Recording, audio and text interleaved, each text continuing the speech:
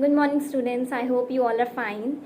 So, today we are going to do the first poem of Beehive, that is The Road Not Taken, which is written by Robert Frost. Now, the first thing is that whenever we are going to talk about any poem, it is very important to learn their poets. So, learn the poet of this poem, that is Robert Frost. Next thing is that I am not going to share any of the image of the book. Please make it known that whenever I am dictating or making you explain anything, use a pencil and just note it down in your book. If you are not having your book right now, please do purchase it as soon as possible. Till then you can note it somewhere, but it is important that you note it down in your book like this. Okay, so I am going to explain you and then you have to make it notes. So the poem The Road Not Taken. Please underline the word road and write symbolizes life. यहाँ पे road का meaning है life. So it means the path we don't take in our life. Means जब हमारी life में ऐसी बहुत सारी सिचुएशंस होती हैं वेयर वी गेट कंफ्यूज कि हम कौन सा रास्ता देखें, हम यहाँ जाएं या वो करें.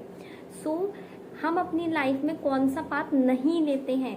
द चैप्टर मीन्स दैट यहाँ पे रोड का मतलब ये नहीं कि हम हमेशा कौन सी सड़क लेते हैं. रोड मीन्स कि हमारी लाइफ में जो कभी कभी हमें रास्ते मिलते हैं हम उसमें से कौन सा रास्ता नहीं लेते हैं. So underline this whole title, right? The path that we don't choose in our life. The path that we don't choose in our life. Okay. Now the next thing is that what is this poem showing us? Okay, so first we are going to read and then explain. Now the first is the two roads diverged in a yellow wood. Okay means दो roads हैं, दो रास्ते हैं और वो दोनों diverge हो रहे हैं. Please underline diverge and right separated. Diverge means separated. तो दो रोड्स हैं और वो सेपरेट हो रही हैं in a yellow wood. Underline yellow wood and write a forest with decomposing leaves. आपने देखा है ना, एक जंगल होता है वहाँ पे वो येलो येलो लीव्स होती हैं जो जिसपे लोग चल के चले जाते हैं या जो खराब हो जाती हैं.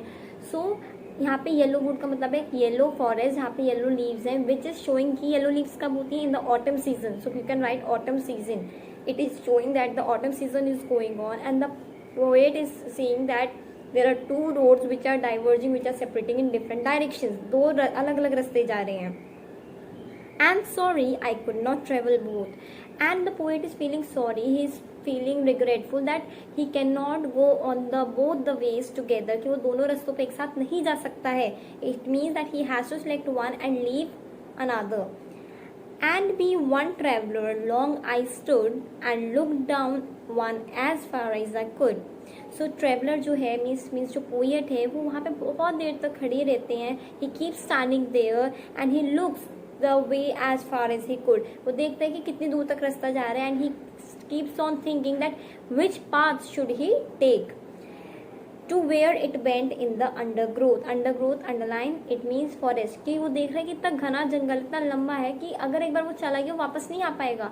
So which path he must take? He is getting confused. He is getting confused कि मेरी लाइफ में दो चीज़ें हैं और मैं कौन सी में से डिसाइड करूँ. Okay, now please see the poetic devices also. Poetic devices her poem में होती हैं. So see here it is two roads. Underline two roads first line में and write symbolism. यहाँ पे poetic device यूज की गई है symbolism which means it is symbolizing life. Second is देखो second, third and fourth line में and word. First जो and word है वो repeat हो रहा है. When a word is getting repeated again and again in the lines, it is known as anaphora. So write there anaphora. A-N-A-P-H-O-R-A. Anaphora. Okay, coming to the next paragraph. Then took the other just as fair. Underline fair, right? It means as good as the other one. As good as the other one. So the poet is saying कि मैंने दूसरी road भी देखी और दूसरी road भी उतनी ही अच्छी है. It is as good जितनी की पहली वाली. दोनों means same है.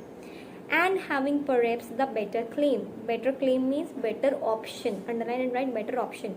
वो कहता है कि दोनों ही अच्छी हैं, दोनों ही ऐसा लग रहा है कि सही options हैं. Because it was grassy and wanted wear. Underline grassy and wanted wear. It means unused. Unused means कि उन दोनों उसमें से जो एक रोड है पहली वाली उसको किसी ने यूज़ नहीं किया है. वो मतलब ग्रासी है मीन्स उसको यूज़ नहीं किया गया. वो बिल्कुल अच्छी खासी हुई है. Though as for that the passing there had worn them really about the same. लेकिन जब वो उसे सिलेक्ट करता है वो देखता है कि हैं दोनों ऑलमोस्ट सेम ही, लग ही रहा था बट दोनों रोड्स जो हैं वो ऑलमोस्ट सेम है। It means the poet is saying कि हमारी लाइफ में कभी कभी होता है कि हमें हर सिचुएशन सेम लगती है। नाउ इट्स टू आस्क कि हम कौन सी सिचुएशन में अपनी लाइफ को डिसाइड करते हैं कि हम कौन सा रास्ता, हम कौन से रास्ते पे जाएंगे। Now in this again in this stanza what are the poetic device. See जो हमारी सेकंड पैरा की फर्स्ट लाइन है, not para, second stanza, because poems में स्टैंजा होते हैं। So in the second stanza you can see the first line, then took the, so T, T is repeating, then ka T, took ka T, da ka T. So when a letter, a constant is getting repeated, it means it is alliteration. याद होना भी पता होना चाहिए आपको that आप कैसे poetic devices को आइडेंटिफाई करोगे। सो जब एक ही लेटर बार बार रिपीट हो that is alliteration. Please write there alliteration, ALLITERATION. Next, in the next paragraph, third stanza, and both that morning equally lay in leaves no step had trodden black. So trodden black means walked over.